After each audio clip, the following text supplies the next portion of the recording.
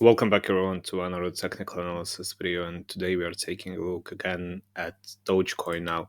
Since last time we caught a nice dip here, so our entry first got reached, and since then we moved like 30%, but we caught 20% of the market price movement, and we had a nice touch here, so you can see exactly towards the target zone, and for now we are bouncing up.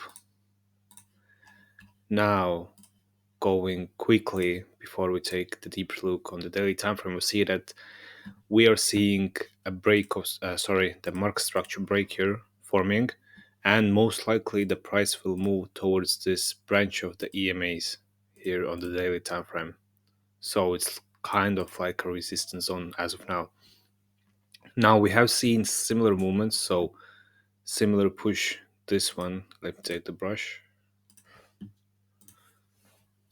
So this push and this push here are quite similar because we have been going sideways to lower zones here, and at one point we formed,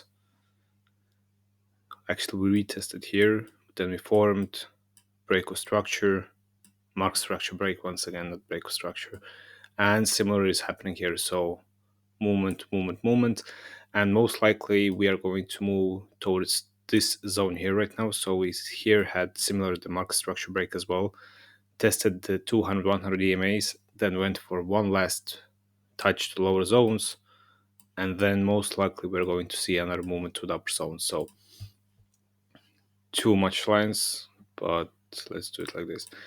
We are expecting the touch to this zone, and now going to the 4-hour time frame for much deeper analysis.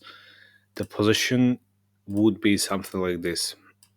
So the upward movement is 27%, and stop loss should be slightly below this 100 EMA because recently we broke this 200 EMA on the 4-hour time frame, also filling this CMA gap here, and there are few more CMA gaps actually on the coin. So this one here, pretty big one, and this one here, which isn't that big of because we have filled it, I think. Yeah. So this is like a secondary target for us as of now. And first target, as we mentioned already, is this resistance zone here. Now, we have broken out from here. And even if you want to go for like a scalp trade, we would go for something like this. And target would be slightly smaller, closer to this zone here. Some risk and reward ratio is still like 1 to 2.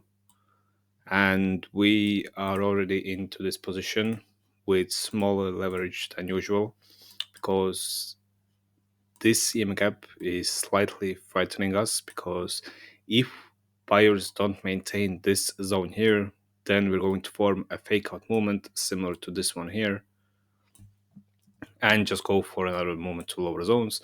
But if we see this kind of movement, it would be only once we see that buyers will lose dominance near this zone and this zone. So in total, our stop loss is pretty big considering the fact it's closer to this zone here, because if we see the dominance is lost here, then of course we're going to switch into the short position.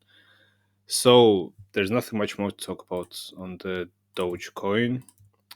As always, thank you for watching and see you on the next video.